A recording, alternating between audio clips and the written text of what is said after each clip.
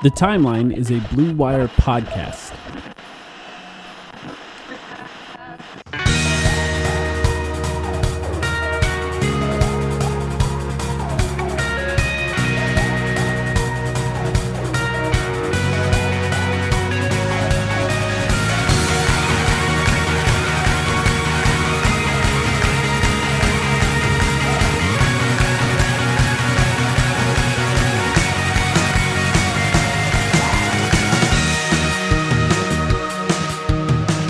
Welcome to the Timeline of Phoenix Suns podcast. Sam, I come back from vacation and the Denver Nuggets win the NBA championship. How you doing? You come back to hell, my friend. No, I'm kidding. I'm good. I was in Colorado, I will say. Is that hell according to Arizonans? I mean, it's nice now. They're all celebrating. How was your vacation? It was fine. It was good. It was a good vacation. We don't need to talk about it. No, it's okay. I know you were with some family. I never do family vacations anymore, so I'm always curious. I'm envious of those who can be in a place with their extended family for a decent amount of time. Any decent length of time, because that is not me. So congratulations to you for that. Oh, thank you. How much did you follow the NBA Finals? I watched every game. Vacation? I watched the games while I was there. I watched when I got back. I did see the final game here at home, and yeah, they won. And they earned it. I mean, people want to discredit every championship as soon as it happens, of course, but it was a pretty amazing run for Denver. I'm not going to lie. I was blown away by how good Jokic was throughout the playoffs. I don't think he had a single bad game in the entire playoffs. Yeah, I don't see a ton of people trying to take anything away from this Denver team. I mean, I guess they're like outside of maybe a couple of trolls on Twitter, there's always one or two, but it just kind of feels like this was a fairly inevitable run from them. Not inevitable, because there were so many, it's the wrong word. There were so many people who doubted them the matchups like 2 months ago. Were good for them, which is something you need. Good for them. Yeah, sure. That happens with every title team, essentially, except for maybe Dirk, who just kind of barreled through all the best teams in the NBA to win. Right. They just won in such a strong kind of way against all of their opponents. I mean, we took them to 6, and that was the best that any team did. Do you take that. anything from that? You know, there's a lot of Suns fans doing like victory laps of winning 2 games against Denver. Yeah, hang the banner that says we took 2 games off the championship Nuggets. I'll put it right next to my 2020 NBA 2K championship banner that Devin Booker won. And the 2020 NBA 2K championship runner-up that DeAndre Ayton won that year too. I take anything from it other than the fact that this team is cursed, and apparently this was the 15th time in our franchise history that we lost to the champs, the ensuing NBA champ. Not really. I still think we're set up fairly nicely to like compete with the Nuggets going forward, but yeah, it does beg some kind of interesting questions. Before we get there, though, I will just say, look, I'm going to be honest. I wasn't rooting for Denver in this series. I was rooting for Miami because I really felt compelled by the Jimmy Butler underdog story, and I just thought it was a better story. That being said, I think it is never a bad thing when another team in the NBA, another organization, wins their first championship. Denver was... I guess there are now, to put it this way, there are now 11 NBA franchises that remain without an NBA championship. Of course, Phoenix is one of them. And I think it's just kind of gives you an idea of, again, the era that we're in, this era of parity, this era where maybe the new CBA, obviously the new CBA wasn't in place yet didn't allow for this to happen for Denver, but maybe this sort of thing happens more often in the future, where it's going to be easier for homegrown teams that kind of draft and re-sign their own talent can win championships, including franchises that are not necessarily situated in the best markets, or maybe even are like Phoenix in some cases when they don't have Kevin Durant.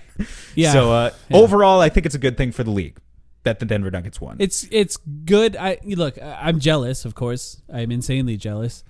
But it's good when a team that doesn't have a championship wins a championship. Like, I'm not going to root for a team that has a bunch to win. But I also was still rooting for Miami Heat, just out of pure bitterness.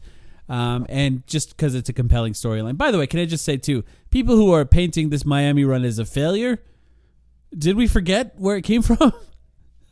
It's kind of insane. It was an absolute success for Miami just to make the NBA Finals. Of course, I think that, looking at Jimmy Butler's overall playoffs a little differently than we were halfway through them is a fair thing to say because surprisingly, I would say after about halfway through their playoff run, maybe halfway through the Knicks series, they were kind of carried by other players. Not to say that Jimmy Butler wasn't super impactful, but it's a lot different than what he was doing against the Bucks in round one. So yeah, you want to contextualize Jimmy Butler's run. You can do that however you want, but just for this team to get to where they were was a miracle of sports, and it was a really cool story. And credit to them too, and Spo and every one of those undrafted players. By the way, Gabe Vincent, a free agent, and could be he would be a great fit on the Suns. Future Phoenix Sun, yeah, he would be great. Gabe Vincent is out there. I think he's a solid player. I think he's not the ultimate reason behind Miami's run. Well, he'd be a great campaign replacement, really, right? Exactly. There are a lot of other, or he could even start. In some cases, there are a lot of other guys who make that Miami organization run. Though, I mean, you look at like Caleb Martin, the run that he had. Bam Adebayo had a hell of a finals. Yeah, it's a shame with Jimmy, like in the hot take. Kevin Love. No, I'm kidding. Kevin Love. He was good. Threw some awesome outlet passes. You know what? He is a free agent. I'll take Kevin Love too. That'd be amazing. In some earlier rounds, yeah. No, it's just a shame, like with the kind of hot take culture and environment that we're in, that with regard to Jimmy, there always has to be a fall man. Yeah. And yes, Jimmy Butler did not continue to average 34 points per game on 65% shooting on his jumpers, like throughout all 4 rounds of the playoffs. But that's okay. For all I know, had Devin Booker continued into the Western Conference Finals and the Finals, the absolute heater that he was on was like, would it really have been reasonable to expect him to have kept? It could have ended at some point, right? I hope that he could have kept that up for another 10 games, but would he have? I'm not so sure. I watched him in the Finals 2 years ago. I think he's a better player than he was against the Bucks. But I remember Devin Booker got into the Finals 2 years ago, and he struggled too. It's just like the shots get more difficult. There's less space. It's more physical, yada, yada. So, yeah, I mean, in terms of Jimmy, it's like he's a great player. No one should blame him.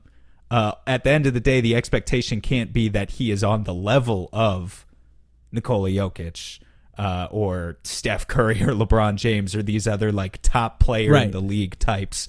Types of players who win an NBA Finals MVP outside of Andre Iguodala in 2015. He's the exception. He is the ultimate exception always. You think there's anything to learn from Denver winning this? I think that's a really good question, and I think that's kind of the thing to talk about now, sort of from a Suns perspective. Here's the truth: people always get too wrapped up in this stuff. They want to, I don't know, it's a small sample bias or a recency bias, or call it what you will, but it's like we get so used to, we just watch the finals and we want to take it and act as if that's the only way to win a championship all of a sudden. So it depends on how you want to learn something from Denver. There's no universal rule that you can apply based on them. Everyone would love to have Nikola Jokic. But what makes Nikola Jokic a generational big, you can't just replicate what he does on any team in the league. You can't just say, okay, I'm going to take Kelly Olynyk and run the same offense as Nikola Jokic, and boom, we're done. That's all we need. It's actually, you know what that reminds me of is Vivek Ranadiv, who owns the Kings, trying to recreate the Warriors. And it just never worked. And now, I mean, that's actually a great example because now they've got Sabonis as their big man, who is awesome. He is an all-star big man and is probably the most like Jokic big that we have in the league. But even him, he's not the same thing. It's not close. It's not close. He couldn't even hope to be the same thing. And so it's not just, your strategy has to go so far beyond, we feel like we have what's like half of a Jokic clone, and so therefore we're going to run the exact same system and we're going to be fine. The things that separate these guys, again, the LeBrons, the Currys, these guys who win Finals MVP, is that Giannis as well. They are freaks. Yeah. You can't just replicate that. There's no blueprint. Yeah. We can't just pretend that there's a blueprint all of a sudden. That being said, I think there are great lessons to learn from the Denver Nuggets in terms of, ironically, sometimes, continuity can be a good thing. Internal development. I mean, I wouldn't put it only like that. Right. Because I'm not. Here's what pisses me off a little bit. There's still kind of this undertone, and you see it a lot from the Denver Nuggets beat writers and whatever about, like, you know, where we drafted Jokic and Murray and MPJ, who, by the way, they won very much in spite of MPJ, not because of MPJ in this series. He missed 14 threes in a row in the finals. Good for him. He gets to touch the trophy like anyone else. But the truth is that him $30 and million, Ish Smith and DeAndre Jordan and Thomas Bryant and all of them. Yeah, that $30 million could have gone a lot of other places besides MPJ. But look, Denver fans can look at those guys and say, we drafted those guys, we grew those guys, and they should. It's when they start to be like, we're the only ones who have culture. We know what culture means. It's like, fuck off. Okay, just fuck off. Because the truth is, there are other moves that Denver has made that really helped them in just the past 1 or 2 years. The Bruce Brown signing being maybe the ultimate guy that they brought in. It was his first season with Denver, and I don't know how the hell there weren't more teams pining after Bruce Brown. I talked about him. He was one of the guys I did want. I'm not going to pretend like he was the only guy I wanted. There were like a million guys on my list, but he was one of the guys that I instantly circled last summer, being like, this is one of the most versatile wing players in the NBA, and I was shocked when Denver got him for only I think it was their taxpayer mid-level exception, not even the full mid-level exception. I was surprised. And lo and behold, he becomes he continues to be an uber versatile role player for them and is one of their, 6 or 7 most important players. So it wasn't entirely continuity for them, right? But there was a lot of development along the way. I love the fact that they actually used the draft. One of the 8 rotation players that they used for the entire playoff run is Christian Brown, a rookie who absolutely no one expected to be in that position, and yet he was good. He was great, and he's a good defender, and he's got a solid future. And I forget exactly where he was drafted, so I'm going to look it up right now. But the point is, he wasn't drafted high. I'll tell you that right now. Yeah, that is a high pick. Yeah, he was drafted 21st last year. So that's one lesson to learn immediately for James Jones. As spoiler alert, we have to talk about the draft next week, Mike, because the draft is in like 10 days. Yeah. We need to take that shit seriously. I ranted about it a little on Twitter today. We need to take the draft seriously. That is the most basic of lessons that you can learn from Denver. The most basic of, hey, sometimes you end up getting your 8th best player and he makes $1 million and you have him under team control for a minimum of 2, maximum of 4 years. And it's awesome. That's how you extend your championship window. Yep. That's the most basic lesson you could learn. Yeah, I think that all of those guys on the margins are really important. Aaron Gordon had one game where he just went crazy. It's about having multiple players who can score. The thing that makes them particularly unique is it's a single all-star team. It's just that the guy at it's the most top-heavy champion we've seen in a long time, right? Since maybe Dirk and the Mavs. Like, the guy at the top just happens to be unbelievably good. And he played unbelievably well in the playoffs. Given how good Jamal Murray was as well. I think it's kind of similar to the Raptors, right? Kind of feels similar to the Raptors. That's fair. In terms of their like Jamal is Pascal Siakam, Jokic is Kawhi, something like that. It feels like a similar gap. Yeah, that's a similar gap too. Yeah, I think I agree with that. But yeah, I think it's hard to learn from that. I think that the way that the talent is sort of spread out on that team is dramatically different than what the Suns are going to do, because the difference in talent between their best player and their second best player, it's a pretty massive gap for the Nuggets. And like you said, Jamal Murray is good, and he's a good player, and he played really well in the finals and throughout the playoffs. Most of their losses were because of him, though. Like when he's not good, they tend to fail. And with the Suns, the top 2 players, we could have an argument next season about which one is the best player. Like, it might not be that clear, and it wasn't clear in the playoffs. I think Devin Booker, you could make the case, is the best player, and that's not why Kevin Durant was traded. Devin Booker was the best player between the two of them in the playoffs. KD was the one who I consistently found myself wanting to trust more based on a 15-year sample size. But at the end of the day, Book was better. And team building wise, that means things are going to be different with how the Suns are built. I do think that the Nuggets had the opportunity to watch the team fail multiple times and then make tweaks to the roster to address the things that they failed for, which I think maybe in some ways is an indictment on James Jones for not doing that in the last 2 years, by the way. They addressed that, of course, with Kevin Durant. That was their big move. But, adding Aaron Gordon was huge. Adding Bruce Brown was huge. Adding KCP was huge. These guys... KCP, another great example. He would be so good on the Suns. Who's locked up long-term for, reasonable money. Right. These and those things took years to make. And look, the people who doubted Jokic, it's of course you can say whatever you want about them, but here's the reality of that. The Nuggets went to the playoffs multiple times, and Jokic was a liability defensively multiple times in the playoffs, regardless of how good he was offensively. And two-time MVP becoming a liability on defense in the playoffs and becoming one of the reasons they lost. That's what happened.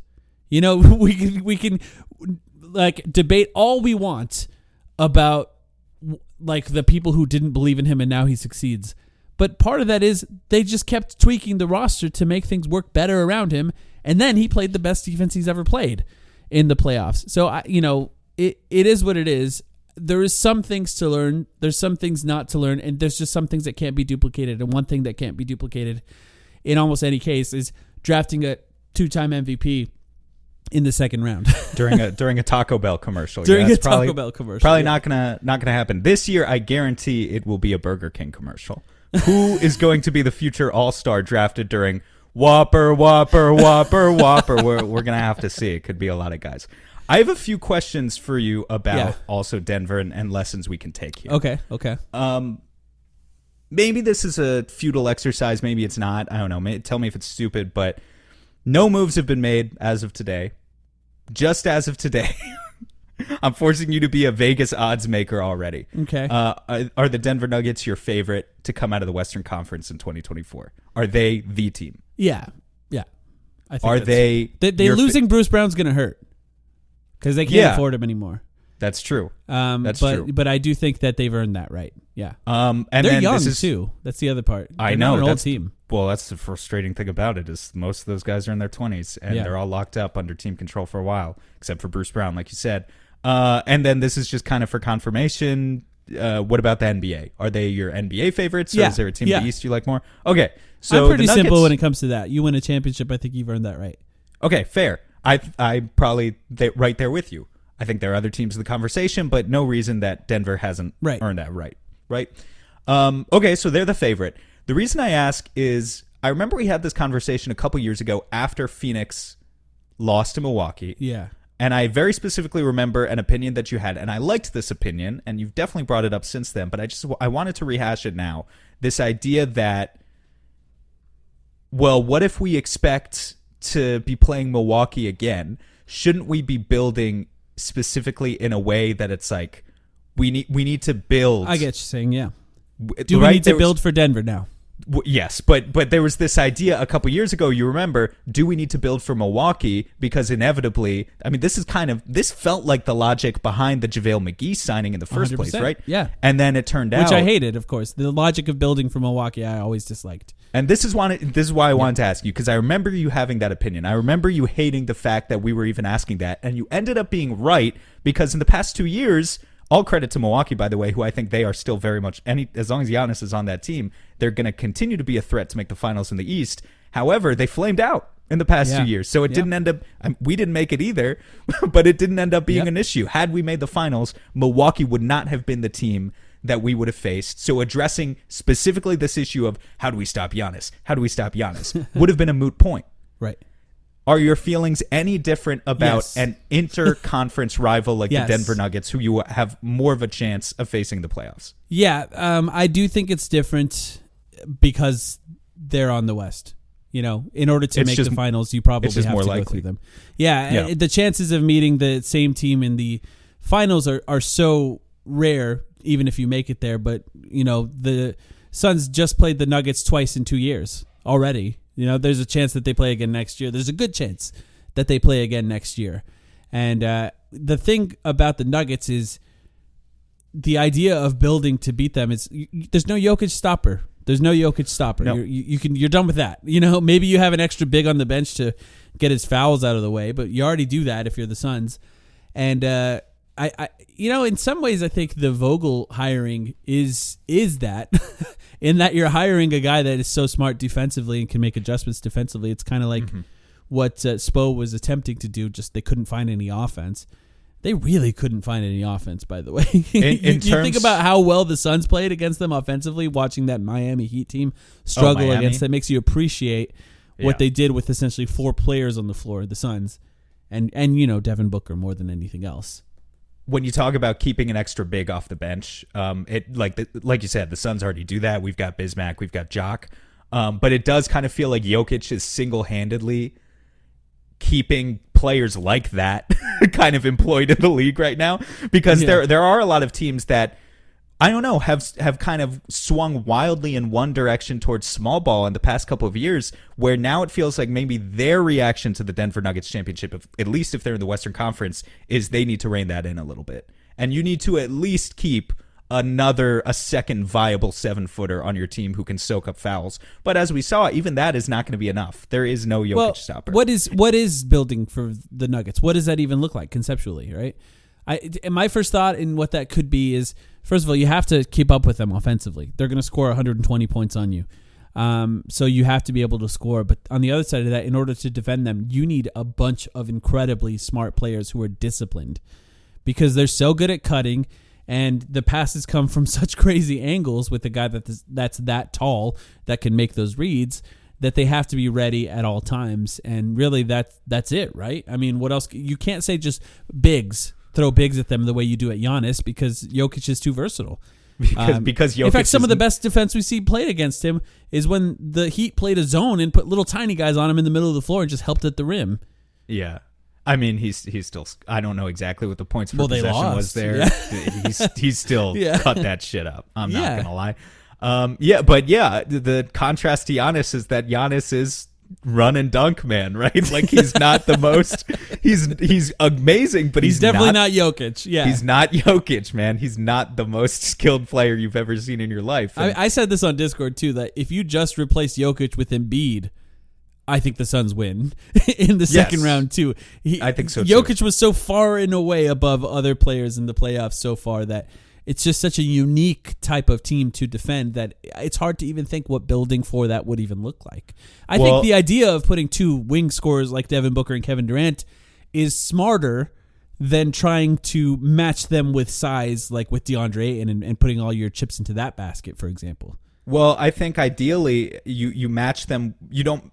You match them with size, but you match them with size who doesn't hurt your offensive spacing or your offensive rhythm as well, right? Like, I don't know if Miles Turner would be any better against Jokic per se, and I'm just using him as like a general archetype, right? I don't know if he would have defended Jokic any better than DeAndre Ayton. I suspect it doesn't that he take would much have. to do that.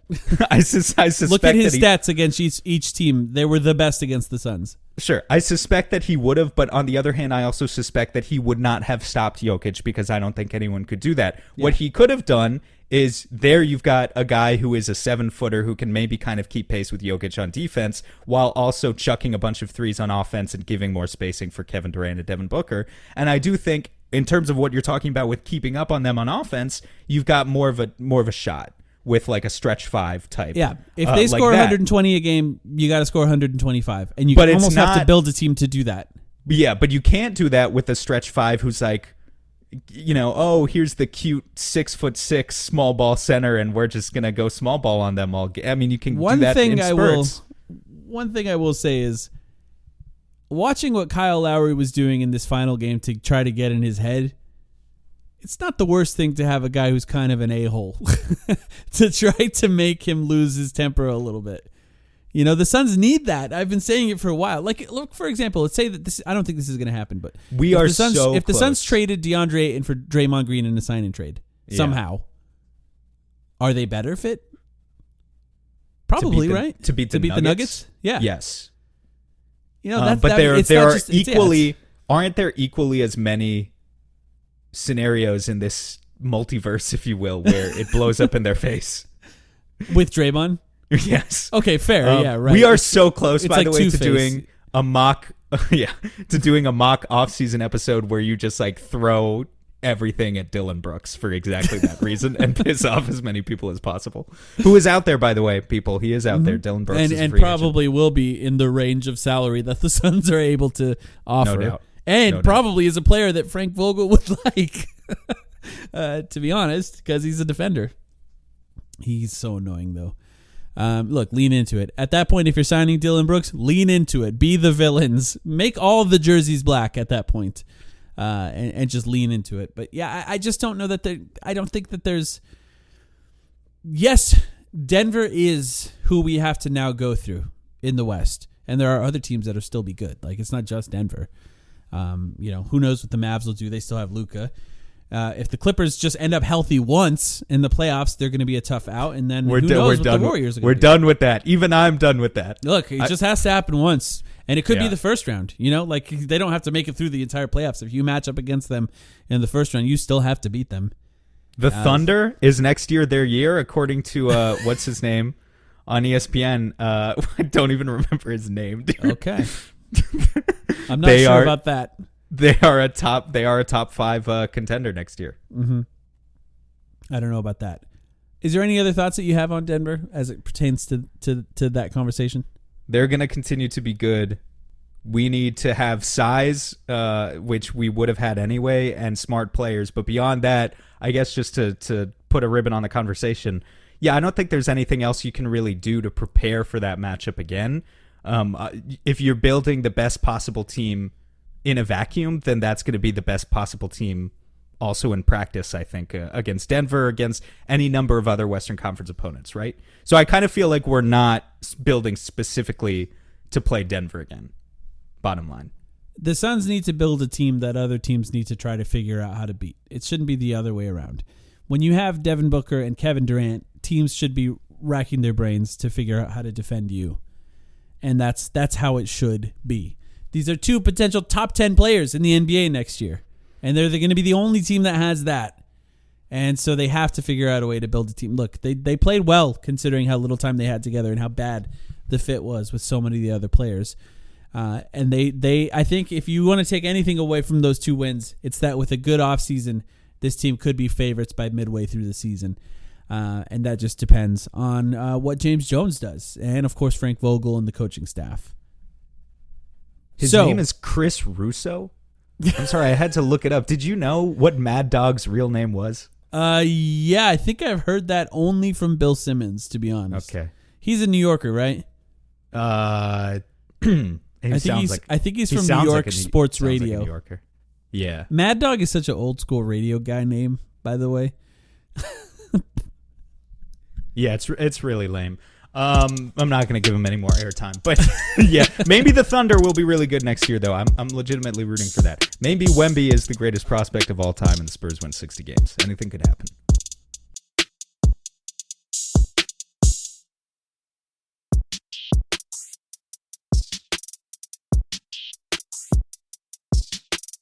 So, Wednesday, I was preparing for my vacation. I left on Thursday morning. I'm sitting at home. I get a notification on my phone, and it says, from Chris Haynes, it says, Chris Paul has been waived by the Phoenix Suns. And I'm like, okay, well, here we go. So we start tweeting out, you and I, the scenarios that come with Chris Paul being waived, what the Suns could do now with their cap space, what their options are, and then wait. We're sitting there trying to plan whether or not we should do an emergency podcast. And then all of a sudden, hold up. Shams Charania says, no, he hasn't been waived. It's a lie. Chris Haynes is lying. He basically says.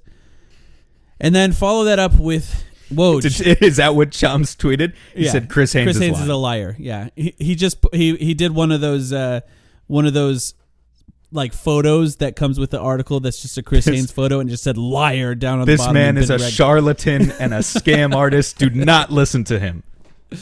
Yeah.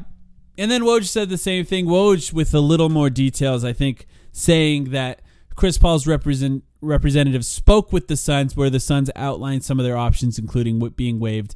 Chris Haynes then sort of retracted his report. Well, sort of. He blamed everybody else for reading it wrong and basically said that Chris Paul's reps came away from that conversation assuming that he was going to be waived.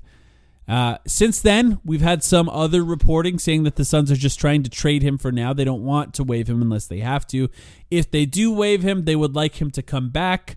Other reports have also said, including by Woj, that Chris Paul wants to return to the Suns to play with his friend Devin Booker, including some other reports. I think this one was by Mark Stein as well, that said that he did not want to sign for a minimum one-year deal wherever he goes. He wants something with more security around it. At this point, in some ways, we just were thrown so much slop right in our faces about Chris Paul, and all of it ends up with us exactly where we were when we recorded our Should We Trade Chris Paul episode a few weeks ago, which is there's all these options with Chris Paul. They're all on the table. And it kind of in a way where none of the reporting was needed, was valuable, was necessary, and really just only served to confuse people who only saw one of those reports, which of course was the most dramatic one by Chris Haynes, right? That's actually a really good point, man, because there were a bunch of people in my life who, everyone knows I'm the Suns fan in everyone's life around here. So they approach me the next day and they say, hey, so why are they waiving Chris Paul? And I'm like, they're not waiving. Yeah, I had that same conversation 5 times, yeah. And it's like everyone comes with a different report, man. It's super annoying because don't put it out there if it's just going to mislead people. Yeah, the most dramatic one gets aggregated first, of course. Yeah, so we're still 2 weeks away, ultimately, from that what is it, June 28th is the deadline for when they need to make that decision. Yeah, and they want to trade him first, right? Yeah. Trading is still the ideal, right? It's exactly what you said. We're back where we started. Trading is still the ideal.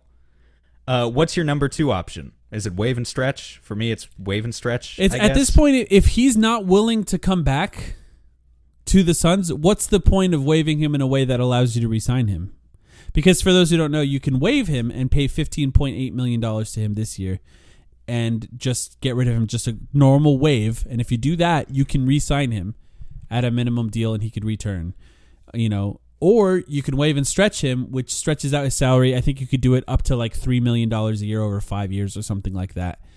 And then he can't return, but it opens up significantly more options for the Suns when it comes to exceptions like the MLE. Yeah, by significantly more, that's exactly right. It gives them the $12 million mid-level exception, the full mid-level exception. That's as opposed to what we had spoken about previously in one of our episodes, which is the $7 million taxpayer mid-level exception. So you can definitely get a better role player for $12 million.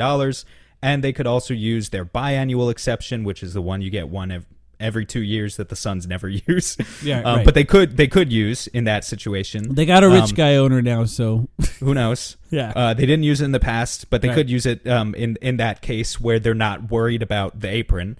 And that exception is worth $4 million. So, about twice the veteran minimum type deal. It's not substantial, but it could get you maybe some sort of competitive edge in negotiating for a role player, an 8th, 9th, 10th man type of player. Yeah. So that's what they're deal. I mean, is it waiving and stretching the guy just so you can have $16 million worth of not even real cap space, but exceptions that you could use to sign 2 players? Yeah, it might be. To me, it's not ideal, but they could do it. I mean, the other option is he returns, and the only way to open up other space is to trade Ayton for less salary, which is possible too, but you have to trade him to a team that has cap space.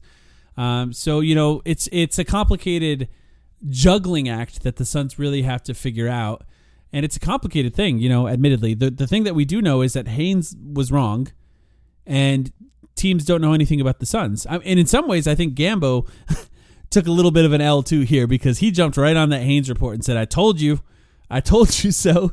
The Suns were never going to return with Chris Paul making $30 million, which, by the way, he still could be right about. But he jumped right on that. And, of course, everything has been backtracked since then. It's slop season. We're just getting slop. There's even more slop. Are you ready for these ones?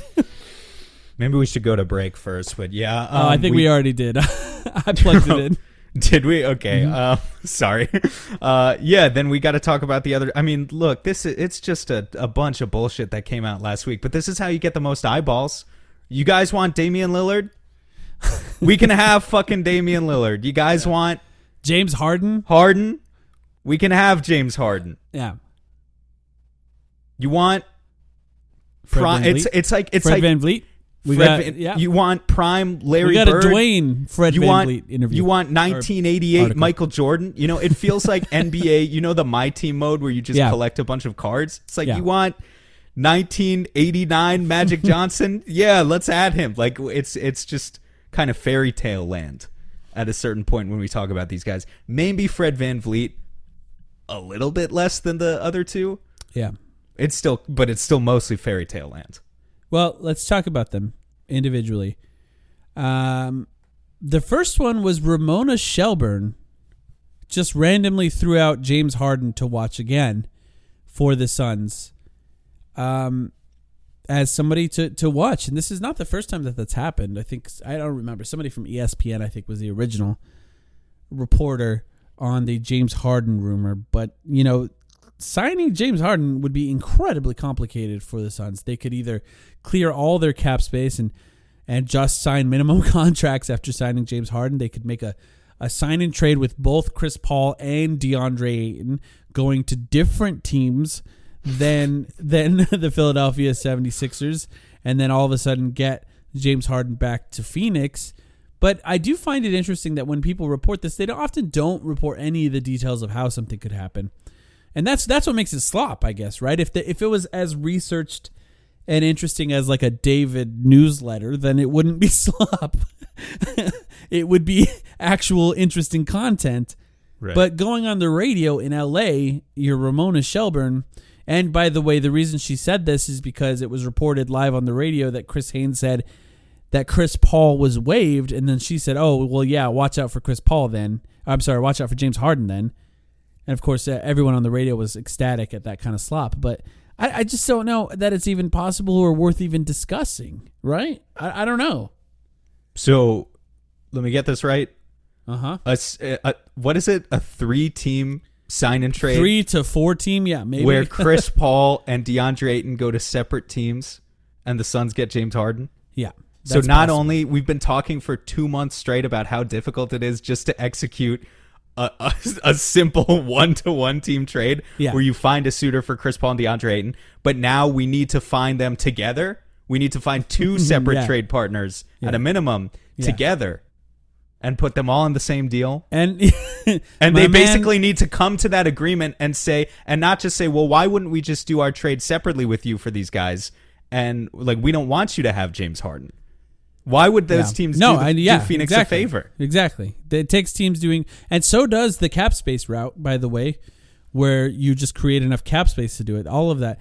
I do want to point out this was an incredibly complicated way to figure out how to do that trade, but Brian Toporek, who is a Bleacher Report editor and writes for Forbes Sports and Liberty Ballers, mostly writes about the 76ers, he's the one who wrote about the possibility of a James Harden signing trade to Phoenix because it's really hard to think about how that could even work. And he figured it out. So if you want to find it, it's on Forbes Sports. Brian Toporek, he wrote about it. But yeah, it's the only way. But I guess the question is, even beyond all that, let's say magically it's possible. Would you do it? No. Do you want to watch James Harden? Not particularly. No. I don't. I don't like. Look, I'm not saying it would even be bad necessarily, but it's just, I don't know. He's like this perpetual failure. I'm sorry, and he's done it ever since college. And he shrinks when the lights are the brightest, and he likes the ball in his hands. He's not much of an off-ball shooter. Likes to shoot off the dribble. An excellent passer, a good point guard when it comes to replacing Chris Paul as a point guard. But if he wants $50 million a year, that's a no. You can't do it. Yeah, $50 million a year that's steep. That's really steep. You're locking yourself into something that I don't think is a smart move. I guess give me Gabe Vincent for $12 million instead of that, and hope for the best with the role players, right? Yeah. Go for the depth. But I think that's the most difficult part to convince people of, is it's just not. They hear, like Kellen right now, our friend Kellen over at 98.7 is putting out excellent mock Suns offseason articles himself of like, here's what an offseason could look like. And you offer people an offseason where they get Gabe Vincent on a mid-level exception and Josh Richardson on a biannual or something, right? And it's just, it doesn't feel sexy to the average fan, to the casual fan, because why would it? Yeah. You compare those two guys to James Harden. Yeah. To Damian Lillard. Yeah. Anyone's going to choose the other name. Are we going to go back to what to learn from Denver? Because Denver had a team that fit, and fit was really important. And just having a team that doesn't fit, that has a bunch of stars, we've seen that fail before. In fact, it just failed on Kevin Durant's last team. Right. And Denver had a team that actually had like 8 to 10 playable players. Yeah. And so that we need to build that too. But Lillard, on the other hand, I do that in a heartbeat. No, he's a better fit. Even Lillard, man. I mean, and look. No, I'd do it. Come on. Dame is so you good. You would not do Lillard? Come on. Would you would rather have Dame? Say you could get. Okay, say this is never going to happen. Portland would never agree to this. We've said in the past that they wouldn't agree to this. Trading Ayton for Lillard somehow, is that what you're going to suggest? No. Say they traded Simons and the top 5 pick that they have for Ayton, which they wouldn't do. It's ludicrous. Would you rather have that than Lillard? No. You'd rather have Lillard. You'd rather have Damian Lillard. Yeah, I think I would. How would you guard that team? It's just impossible. You're undercutting what you just said, though. Harden's a worse fit. Harden is a worse fit. You're Lillard still undercutting what you fit. just said. You can't be like, look at all these lessons we learned from Denver. But, I'm saying Damian Lillard. One of the lessons is that fit matters. And Lillard would. I mean, and you would still only have 3 players who are playable and who eat up your entire salary cap. The entire salary cap will go to 3 players. It's Matt true. Ishbia is rich. He's not that rich. Well, he's not rich enough to circumvent the rules. That's the problem. He's not Steve Ballmer either. You're talking about luxury tax bills. The reason we're bringing up Damian Lillard is because there was a report that the Suns were looking into ways to seeing if they could get Damian Lillard, which they should. You should at least see if it's possible. How much do they like Ayton? That's what they're asking, essentially, right? Gambo says not at all. Landry Shamet, do you have a daughter? They're asking whoever the GM of the of the Portland Trailblazers. Yeah, Gambo said no, which of course. I mean, like, is there a report easier than saying the Suns aren't going to trade for Damian Lillard? I think we could have all reported that. The likelihood of it being true is 99.99999%. But no, Gambo didn't say that. He said the Trailblazers are not interested in DeAndre Ayton, which is a different thing. Yeah, that's Gambo true. could have easily shut down. I mean, the reasonable, rational thing to do is shut down and say Damian Lillard to the Suns is not happening. So we should not even be talking about it right now, by the way. But that's different from saying, I mean, there could be a Simons and some second-round pick for Ayton deal on the table, or Nurkic and something. I don't know. There are other ways to make a deal with Portland, but what Gambo said is that they are not even interested in DeAndre Ayton.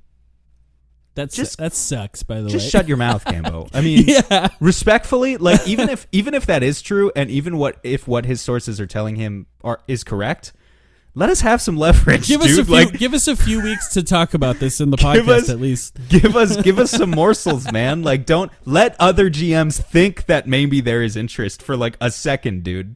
So you wouldn't want. I mean, look. Here's the thing: the difference between Harden and Lillard for me is I turn into a bit of a fanboy when I picture Damian Lillard, Kevin Durant, and Devin Booker on a team together in a way that I don't with James Harden. So maybe logic flies out of the window when talking about Damian Lillard, but I can't help it. Can't help myself. I would do that in a heartbeat and just be like, well, we'll figure everything else out later. Hope the cap goes up dramatically at some point during these guys' contracts that allows you to make some moves on the margins. But for now, let's see if we could win with 3 players. The cap is going to go up with the new CBA, and they're going to smooth it over, which is a mistake they learned from last time and all that. But even with that, it's not going to be enough. Telling you right now, you cannot acquire Damian Lillard and hope to have any opportunity. His contract is unbelievable. Yep. I don't even want to mention what the final year is. That's why, dude, we're playing 2K here. We got to stop playing 2K, man. This is not happening. Let me have at least a few weeks of playing 2K. You'll take Dylan Brooks. We'll start 2 franchise modes at the same time, okay? You'll add Damian Lillard to the Suns, and I'll add Dylan Brooks, and we'll see who comes out on top. I've got the realistic version. Okay. I'll quickly just say he is technically only signed for 2 more years. $45 million and $48 million. But if he signs a future contract, it could be $60 million a year. Damian Lillard, you can get up that high. Maybe even higher, depending on what the future cap is. We have actual non-slop news, and that is that Fred VanVleet declined his player option. And that I find interesting. The best case for the Suns was that he would opt in and the Suns could trade for him and then extend him if they're interested in Fred VanVleet. But declining it means he's fully a free agent.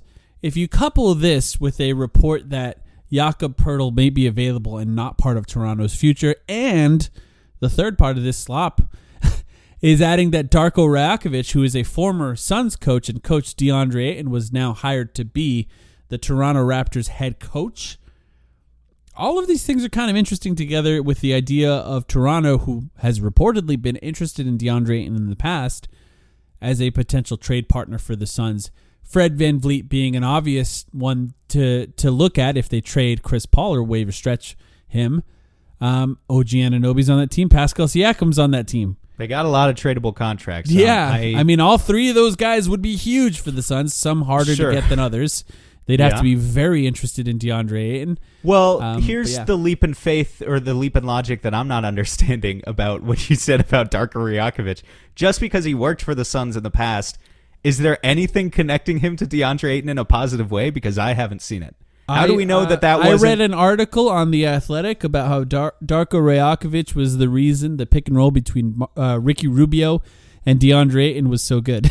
You read that article at today. The time? Oh, but was it from at the time? It was from at the time? Yeah, 2018, 19, whatever. Well, how do we know that Darko didn't come out of that season with the Suns and say, whew, Copia, that was the worst. That was the worst experience of my coaching career, was coaching that guy. I never want him again. Darko is also credited with fixing Mikal Bridges' hitch, by the way. I just want to point that out. I think he'll be a good coach from everything I've heard about him, by the way. But look, if you're interested in DeAndre Ayton and you hire a guy that's coached DeAndre Ayton in the past, it's at least a little interesting. It's not interesting. There might be something there. Who do you want out of those three guys? Fred VanVleet, OG Anunoby, or Siakam? Because I think you can make a case. Mike. And look, I'm not saying Mike. This is the time of year we have to talk about this stuff, Mike, Sam. You're getting Dylan Brooks. We're getting Dylan Brooks. Abandon hope now. No, I know it's optimism season. I have to play along, right? Of those three guys, look, if I could take my pick, I would want Siakam. He's the best of the three. I think you could make the case that OG would be better. Less available, probably. Because he's a shooter who is a defender and can do a lot of the things off the ball that the Suns kind of need a player to do around Devin Booker and Kevin Durant. Of course, I've said Siakam in the past. I think the team is different with Durant on the team now. But I'm not sure Siakam can play full-time center. Maybe you play Kevin Durant at the 3, Siakam at the 4, and play a center starting, and you just play real big and see what Frank Vogel could do with 3 massive guys on the floor at one time. But I'm just not sure Siakam could do that. I think the most available, obviously, is Fred VanVleet, because either they're able to keep him or they get rid of him for nothing. It'd be nice. Did Darko and Chris Paul overlap in Phoenix at all? Yeah, that's a great question. I got to look it up. I think they did. I think they would have for maybe his first season. Let's see. Darko coached in Phoenix from 2019 to 2020. So no, I don't think he did. Unfortunate, because we could draw that line and say maybe he wants Chris Paul for Fred VanVleet. And look, maybe they do, actually, because Chris Paul would be a good fit on that team. I think he would actually help that team in Toronto. And, even if Fred VanVleet would be a better fit here. Wait, so he was in Phoenix in 2019, and he also was in OKC the year before that when the year before Chris Paul was there. We go. No. Okay, they just didn't overlap. Him. He just missed. He just missed him twice. Mm-hmm. So yeah, that's probably, we can't make that. This might be peak copium levels we've ever gotten on this pod, by the way. This is my favorite time of year. You have to learn to enjoy this, Sam. I'm not enjoying it, and I'm willing to indulge you. It's just I hope you're ready this upcoming weekend when we talk about the draft and get into the realistic stuff. I am not ready for that. Are you kidding? I'm going to be drawing Damian Lillard jerseys while I'm trying to work. Van Vliet, though, I don't think is a pipe dream. I actually think that's something that the Suns could look into. I know for a fact that James Jones has looked into signing Fred VanVleet in the past when he was a free agent. So I know that there's some interest there that could still remain. Whether or not that's something they're very interested now remains to be seen. But we're at the point with DeAndre Ayton where the reports aren't that more and more teams are interested in him every week. It's less and less teams every week. You mentioned the Portland team. The Portland report, I should say, that they're not interested in trading for DeAndre Ayton. So there's that. There was a report that the Mavs' interest may have been a little bit overstated as well. So that eliminates another team. So Gambo is threatening to execute another team for the list every day until all of his demands are met. So we're running out fast. Yeah. So if Toronto's interested and Fred VanVleet could leave for nothing, it would be a nice scenario for the Suns to replace Chris Paul with Fred VanVleet. I think that's an example of a player who could make $30 million and still be a good player for the Suns. If he's looking for a max, you're out of it. You're just out of it. You're not going to pay him that much. What if he's looking for $12 million? The mid-level exception. That Fred would be VanVleet. Incredible. He Come did, on down. The amount of money he declined, I believe, was $24 million. Yeah, he would have to literally take a 50% pay cut to come to the Suns on the mid-level exception. How awesome would that be, right? Yeah. Nothing says you can't ring chase on a team like that. Although that's the other difficult thing about Van Vliet, man. He already has a ring. He doesn't even need to ring chase. So what motivates him at this point in his career? It's probably mostly just the money and a little bit of winning, if I had to guess. Yeah. I don't know. I think money is a big factor. Living somewhere nice. Look, if he's tired of really cold weather, maybe he would come here just for that. I asked for some questions on our Discord just in case we had some extra time at the end of this podcast, and we do. I think we got one serious questions and a bunch of joke questions. Wonderful. There's a good idea for those of you who are not in the Discord, the kind of activity that happens in there. But I think this was a good one by Steel Curtain 94. He said, "What do each of you envision as the next step in Devin Booker's development?" We haven't talked about Devin Booker as a player in a while here. I have an idea. What do you think? That's tough. He was effectively the perfect player in this year's playoffs. So nothing. Yeah, it's hard. It's really hard. It's really hard. It's tough to keep doing the internal development kind of stuff with Book because so much of it he's cleaned up. I still think his dribble package could still always be a little bit tighter and cleaner than it is. He's in terms of when he gets stripped and how often he gets stripped, but his playmaking has improved so much. His touch and footwork has always been incredible. He's totally ambidextrous around the basket. He sees really well. From anywhere. He can shoot from anywhere. He can see the floor really well, including when he's trapped. His defense is good, really and good and his defense and effort is consistently good now. So, you look at all those boxes, and then you consider the stuff that it's would it be great if Devin Booker was 3 inches taller and a little faster? Yeah, but that's not going to change at this point in his career. That's stuff that just can't change. That's a limitation that you have to deal with. So for the most part, he has entered, to me, the prime peak phase of his career, other than, like I said, maybe that dribble package stuff a little bit. But what do you envision? Well, I think before the playoffs, you could have probably said his ability to navigate double teams, and then he did an incredible job at that in the playoffs. There was literally very, very rarely any bad decisions made when he was trapped. So I think the turnovers is it. I think that the idea of Chris Paul being gone from this team ultimately means that the bulk of the ball handling responsibility will be shifted over to Devin Booker. And that means that in order for the Suns to maintain something that they've maintained over the last few years, which is being a low turnover team, that responsibility on not turning it over has to fall on Devin Booker's shoulders. And he's not a high turnover. It's not like he's Russell Westbrook here. Like, he's not a real high turnover player. But the assist-to-turnover ratio for him compared to Chris Paul is dramatically different. Well, I'm not expecting a Chris Paul number here. It always will be. But I just want to point out in defensive book, like the extent to which he's already improved in that regard. 2 years ago, when the Suns went to the finals, these are just his regular season numbers, but Book averaged 4.3 assists to 3.1 turnovers. This year, he was up from 4.3 to 5.5 assists, and yet he was down from 3.1 to 2.7 turnovers. Yeah. Already an assist-to-turnover ratio over 2, which is really good for a shooting guard or combo guard. Like, he's already made significant strides in this area for sure. So to squeeze any more out of him would be awesome, but like he's already 90% of the way there. Yeah.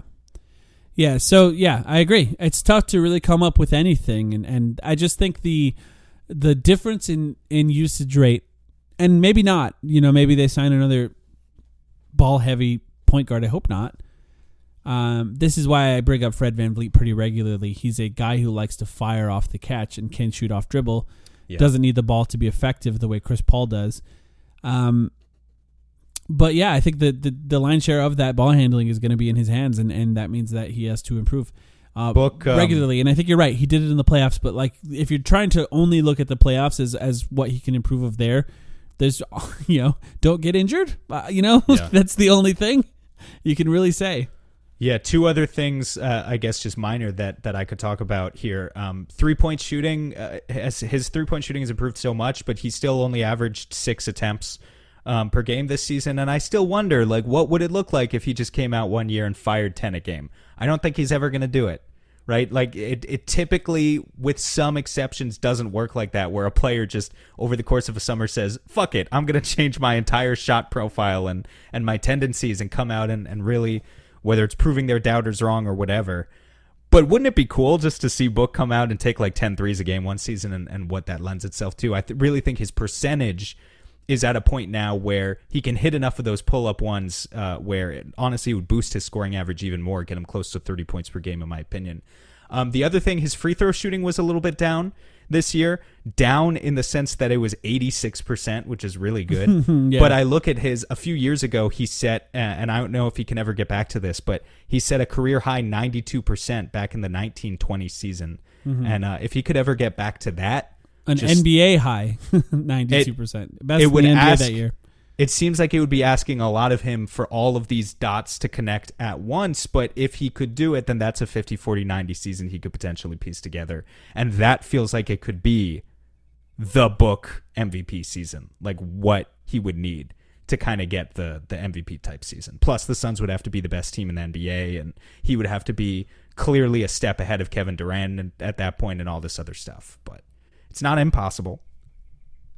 I can't wait to watch. I do think that just on the 3-point percentage note, and even attempts, he's never played off of a player that's as effective as being a gravity type of player as Kevin Durant. So I think that both of their corner 3-point attempts or wide open catch and shoot attempts, both Kevin Durant's and Devin Booker's, could go up pretty dramatically.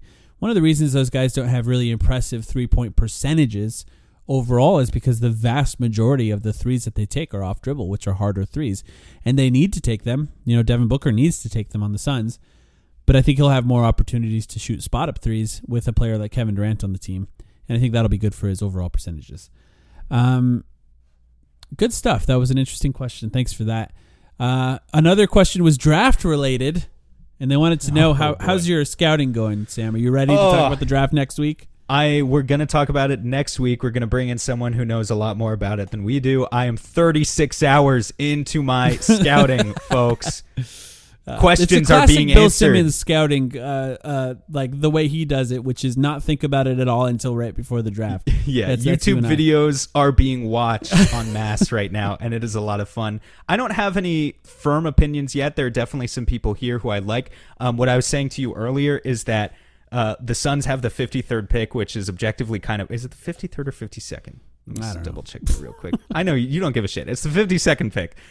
Can you at least try to play along when we bring on Damon? Can you? I'm excited to ask somebody who knows things about the draft.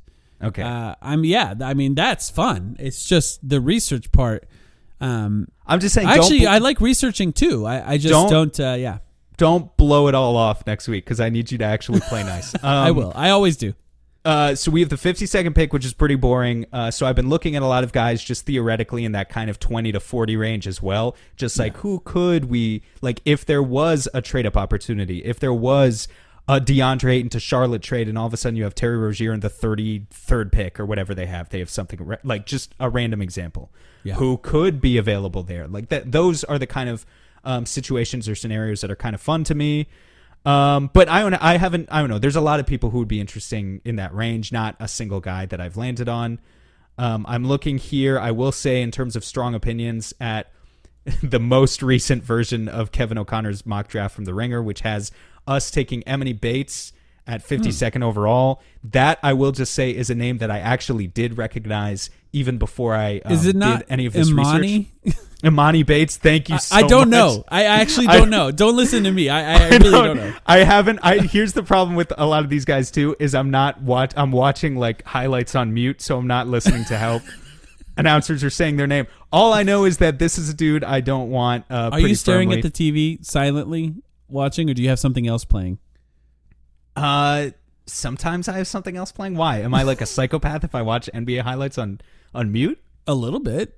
If I have like music in the background, is that music weird? Is different. If music is good, I'm just wondering if you're like silently staring at the screen watching Imani Bates dribble. No, I'm not. But to answer your question anyway, he seems like a loser who I don't want, who is on a losing college basketball program and plays bad losing basketball. Friends with Durant, though, huh?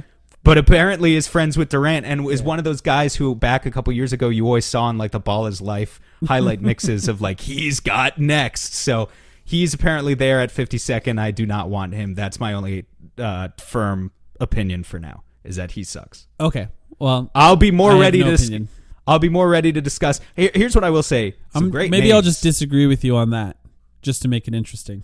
Okay. You like college basketball names, right? And we've got Imani Bates is a good name. Imani Bates is a good name. Yeah, it's good.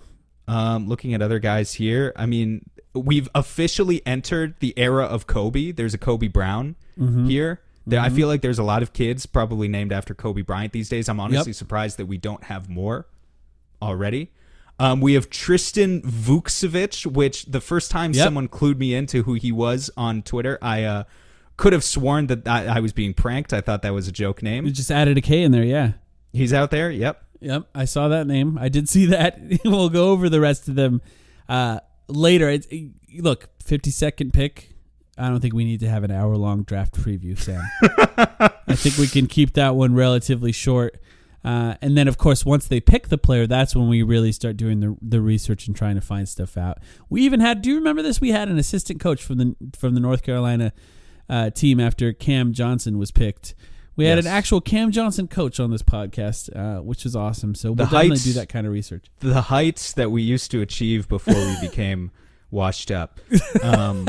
Gigi Jackson also here. I'm just looking at, I literally have a little section here on my document of just good names. Gigi Jackson, that's a good name. It is a good name. Good draft name. All right. One more thing I just want to mention before we end this one. Monty Williams had his introductory press conference with the Detroit Pistons today. Congratulations to Monty Williams. I'm looking forward to seeing what he does with that franchise. He did mention that during the playoffs, as he was a coach for the Phoenix Suns, he found out that tragically his wife was diagnosed with breast cancer. He said in the press conference that he spoke to her as to whether or not they were going to announce it publicly, and she decided that because it would encourage people to get checked early, that it was okay to talk about at this press conference. I want to say that Monty Williams has had a very difficult life, and it's this type of tragedy happening to him over and over again is really unfortunate. She appears to be fine, and it seems like she's going to be fine. But that kind of thing, finding it out in the middle of the playoffs, I think is a reminder that, all of us were out there criticizing him, us included, and you just never know what people are going through, and that must have been really difficult to try to deal with that and coach the Phoenix Suns in the middle of the playoffs. At the same time, I feel really bad for him. And look, I still care about him as a person. I feel like we, got to know him as a fan base over the course of these years, and I hope everything goes well with that. You have anything to say about that? I just think it's a good thing to bring it up. It's first of all, rooting for Monty out there in Detroit. I missed the presser today, but obviously I did see that quote.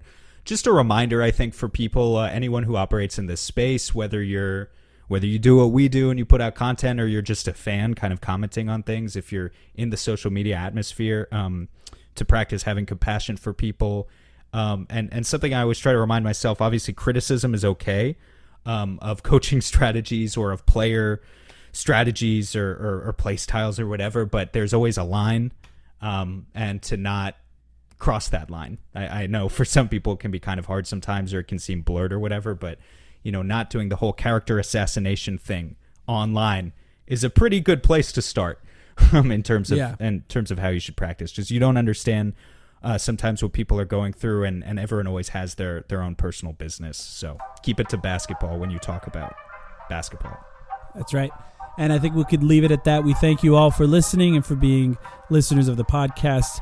Join us soon. Like we said, Draft Talk next week.